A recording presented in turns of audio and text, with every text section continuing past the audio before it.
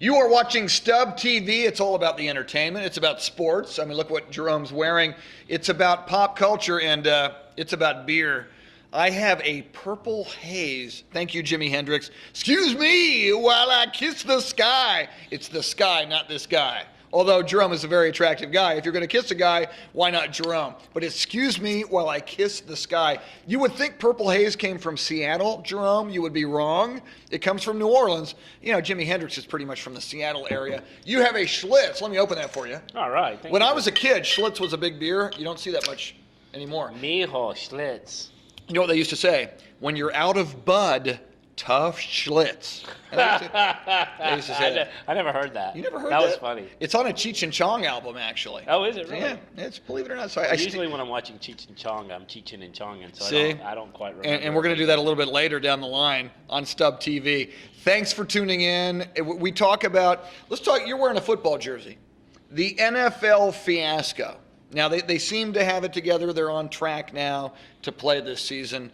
Preseason games are going to start. But do you think it ticked off a lot of fans? Do you think ticket sales for the National Football League are going to go down? Therefore, might I, because it's all about me, might I be able to get better tickets to NFL games because there's less people going?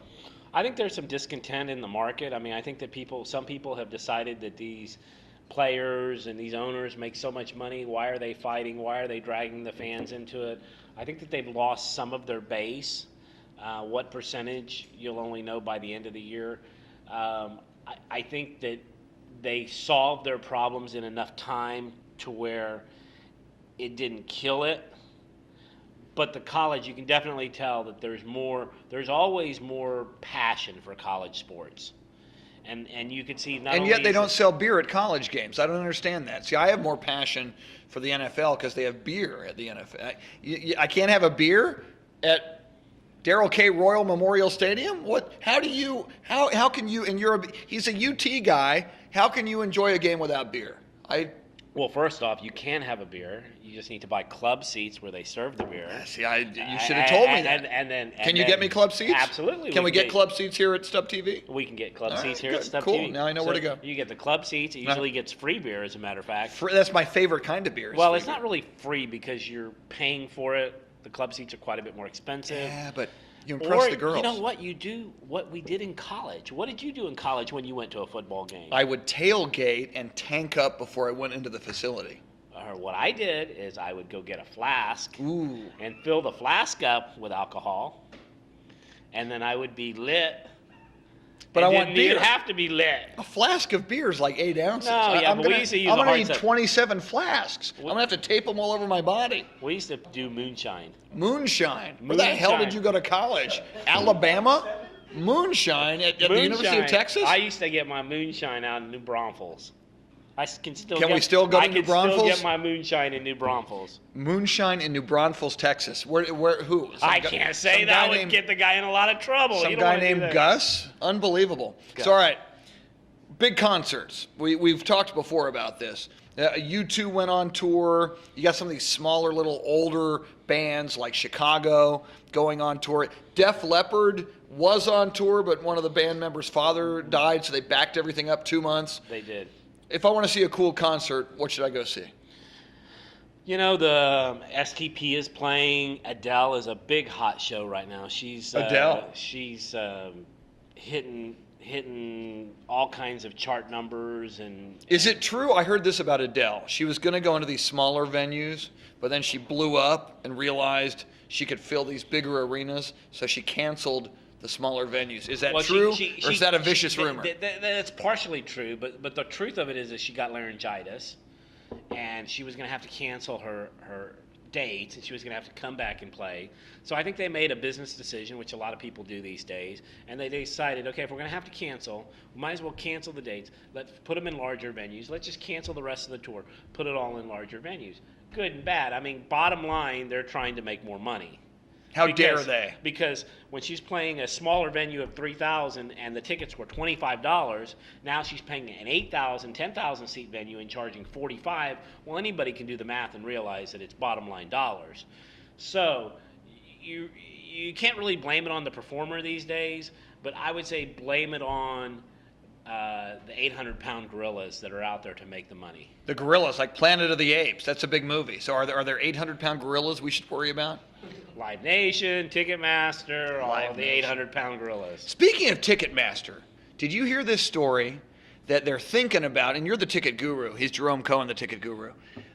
They're thinking about eliminating paper tickets. So in other words, if you buy a ticket, you don't hold the ticket. You just go to the box office and you show them your credit card. And it swipes the card. Is that really going to happen?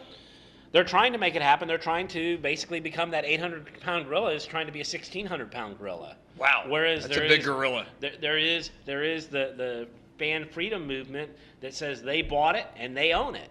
And it's and I was explained to it and it made perfect sense. If you buy a ticket, you have an insurance policy because you know that if you can't make that event, at least you can go around and try to sell it. Yes. So it's taking consumer rights away. It's trying to monopolize a system that isn't broken, but they're trying to monopolize the system. You bastards. And really they are. Yeah.